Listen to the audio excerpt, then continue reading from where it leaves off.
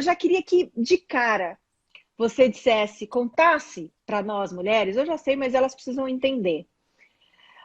Tudo o que é bloqueado e o quanto a pílula nos faz mal, os hormônios nos fazem mal, dentro da sua perspectiva nutricional e alguém que trabalha com ciclos femininos. Tá. Bom, obrigada aí pelos elogios, que baita responsabilidade, mas Imagina. realmente, às vezes a gente desacredita que pequenas mudanças podem transformar coisas que a gente tem a vida inteira, né? E realmente, quando a gente fala de mudar os hábitos, mudar a alimentação, isso é muito possível. E eu tava vendo os comentários aqui, né? E tem muito essa questão mesmo do efeito rebote, do medo de parar. E o que é muito conhecido, até o que é mais, né, evidente, é essa questão da trombofilia, das pessoas que tiveram AVC ou que chegaram a falecer ou quase falecer, infelizmente. Mas muitas vezes isso não é o suficiente para fazer uma mulher entender como aquilo está impactando na vida dela. Ou porque isso acontece de uma forma, na verdade, como um acidente, acontece de repente, né? Ou porque simplesmente ela acaba não tendo um fator de risco e ela acha que está tudo bem, tudo certo, né? E na verdade, assim, o que a pílula faz as pílulas hormonais fazem como um todo é bloquear dois principais hormônios que a gente tem de forma natural. E antes de explicar sobre eles, é só a gente fazer um paralelo, né? Qualquer outro tipo de hormônio que você tenha, mesmo que você não entenda muito sobre hormônio, mas todo mundo já escutou falar de insulina, todo mundo já escutou falar dos hormônios da tireoide, né? Então, eu sempre faço esse paralelo. Se você fosse a um médico e ele te falasse, olha, agora nós vamos bloquear a produção da sua insulina ou da sua tireoide. Com certeza, mesmo que a gente não tenha conhecimento sobre isso, nos soaria estranho. E por que a gente não teve essa noção de que bloquear um hormônio que é nosso, que somos de nós mulheres, que determina não só nossos aspectos femininos, mas todo esse contexto da dança hormonal, porque todos os hormônios interagem, por que a gente nunca parou para pensar nisso, né? Que isso também poderia ser algo que influencia um monte na nossa vida. E aí vem a tal dos dois grandes hormônios, que é estrógeno, progesterona, que são os tidos como os hormônios femininos, e também a testosterona, no caso da pílula, é bem importante da gente falar, né? E aí, assim, a partir do momento que você começa a usar uma pílula hormonal, automaticamente você vai ter um bloqueio da produção de progesterona, né? E geralmente a gente acha que a gente precisa produzir progesterona só para engravidar, mas ela tem uma interação muito importante no nosso corpo, principalmente em relação ao nosso comportamento, né? Então, todos esses hormônios, eles têm conexão com os nossos neurotransmissores, nosso cérebro, nosso humor.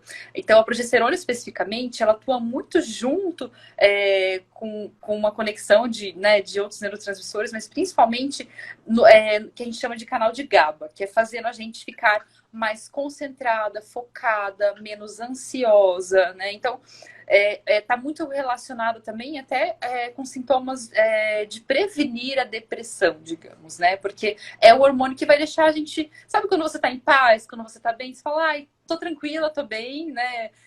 Tá tudo indo certo, mesmo que tenha alguns desafios, tô bem, né? Então, a progesterona, ela tem muito essa atuação. E olha só que bizarro.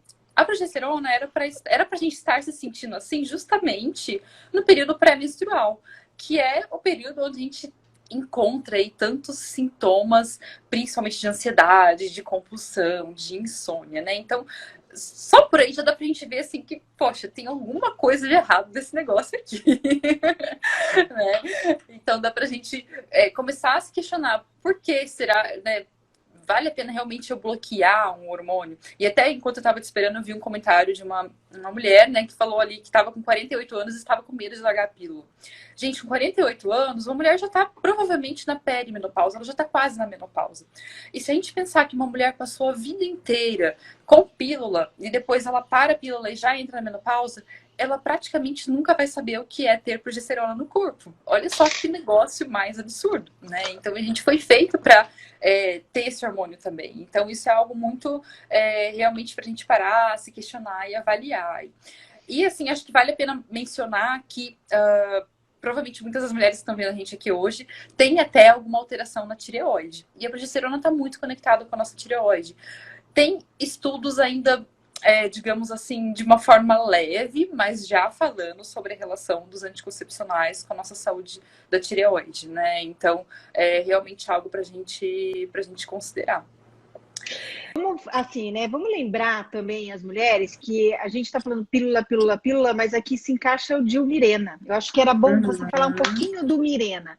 Porque uhum, muitas, eu acho que isso acontece também lá com você, muitas falam assim, não, mas eu tomo Mirena e Mirena não bloqueia totalmente o ciclo, então é muito uhum. mais leve, essa opção, eu tô tranquila com isso. Acho que é bom você explicar um pouco isso também. Sim, o Mirena, ele realmente, assim, ele não bloqueia todos os ciclos. Pode ser que você ainda tenha alguns ciclos onde você ovula, mas a tendência é, conforme você vai usando mais tempo o Dilmirena, menos você vai ovulando. Ele tem outros processos de bloquear essa ovulação. Mas vem aí, sempre que a gente tem um estímulo, seja o DIU, o Mirena e tudo mais, a gente vai ter também principalmente o estrógeno sintético. E o estrógeno sintético automaticamente vai bloquear o nosso próprio estrogênio. Então, para as mulheres que são mais sensíveis, elas vão sim ter efeitos, tanto a falta de estrógeno quanto o excesso de estrógeno são negativos. Né? Então a gente pode ver esses dois extremos, por exemplo, a mulher que está na menopausa, que ela começa a ficar ressecada, ela começa a perder libido, ela tem mais chances de perder a memória, de doenças cardiovasculares e tudo mais, e o excesso de estrógeno, que é o caso de muitas mulheres hoje mesmo sem saber, mas de TPMs muito insanas, né? Que é a De dificuldade. TDPM até, né? E às vezes elas não sabem que é isso. E os Sim, a médicos não questão. associam, né, Pri? Uhum, que é a questão mais emocional mesmo. E às vezes a mulher nem para se tocar que aquela depressão que ela tem, ou que, enfim, independente da forma como foi o diagnóstico, é cíclico, né? Então ela sente que ela tem uma melhora, e muitas vezes até pessoas que fazem terapia, tipo, sente que tem uma melhora e depois piora, sente que tem uma melhora e depois piora. E na verdade aquilo é cíclico, faz parte do seu ciclo da segunda fase, que você está sempre naquele déficit hormonal, naquele déficit de neurotransmissores, né? E o Dilmirena, ele ainda tem essa atuação também, que é a atuação do estrogênio sintético, né? Então, a gente vai também fazer esse bloqueio, e ele, por ter o estrogênio sintético, ele tem uma ação ainda maior, né? Não dos aspectos positivos, mas dos aspectos negativos. Então, a gente vai ter uma dificuldade de detoxificar. Muitas mulheres relatam que, de fato, ganham peso quando estão usando, ou aumenta varizes, ou aumenta a celulite. E todos esse excesso de hormônio, ele sempre vai ser inflamatório para o nosso corpo, né?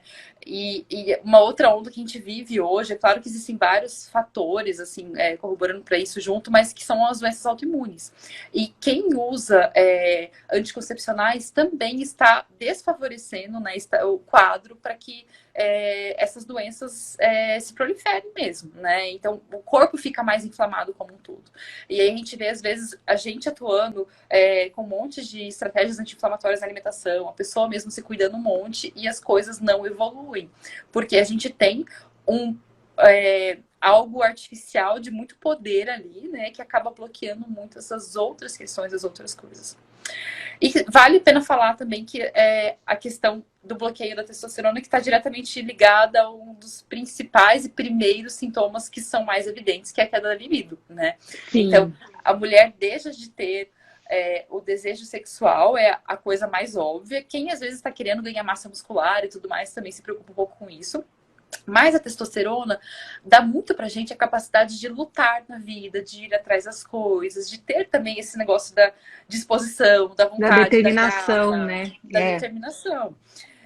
E aí, uma mulher que já não tem foco e concentração, já tá sem libido, já tá sem determinação, poxa, eu falo que ela é muito assim, às vezes esforçada, porque ela não tem ali as químicas que favorecem ela no dia a dia, que são as químicas hormonais, né? Então, realmente a gente considerar isso. E tem até alguns estudos recentes, olha que interessante, Caribe, falando que a preferência pelo tipo de parceiro muda quando a mulher para o anticoncepcional. Não tenho Então, dúvida.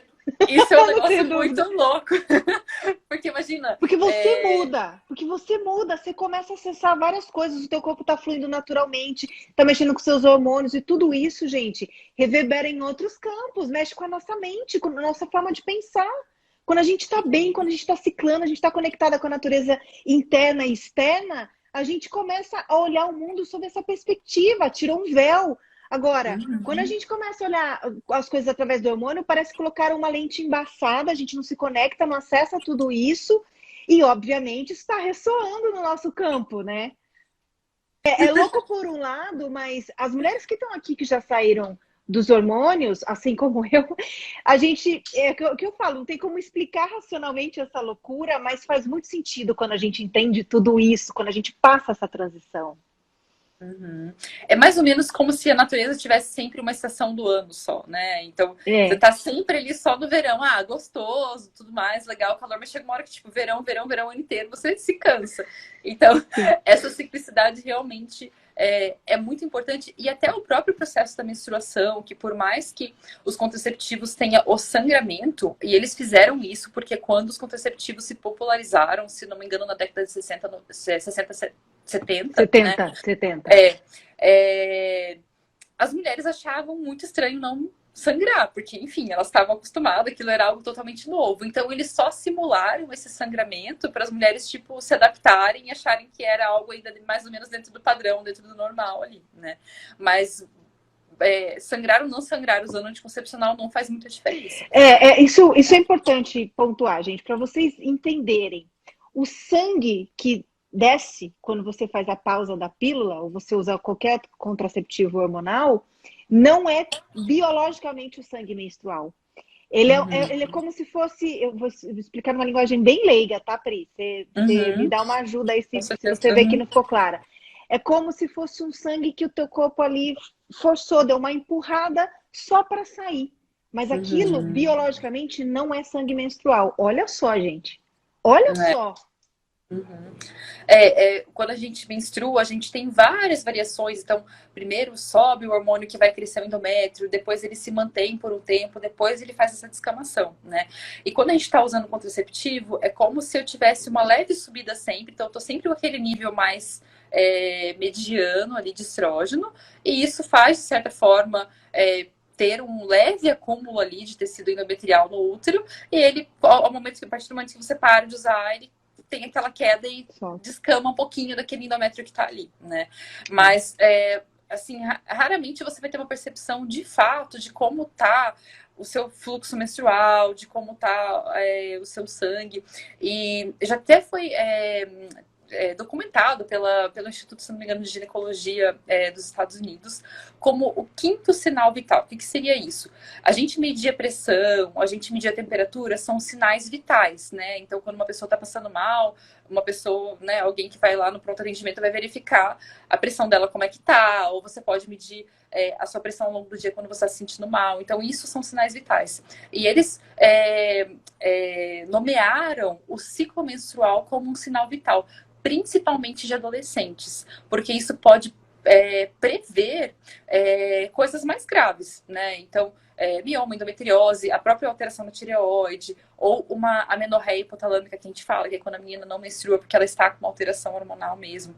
Então, por mais que o seu ciclo seja doloroso e tenha sintomas, ainda vale a pena a gente ser grata por ele, porque ele sempre está nos dizendo de uma forma preventiva o que está indo de não muito bom na sua vida, né? E isso sempre vai prevenir coisas piores, né? Então, desde mesmo de por exemplo, um câncer de mama ou de útero, de ovário, que mulheres que têm um sangramento muito intenso ou que têm essa tal da predominância estrogênica que a gente falou também vão tender a ter isso. Então, a gente sempre olhar para as coisas que estão muito incômodas no nosso ciclo com uma forma de olhar para as causas mesmo. Né?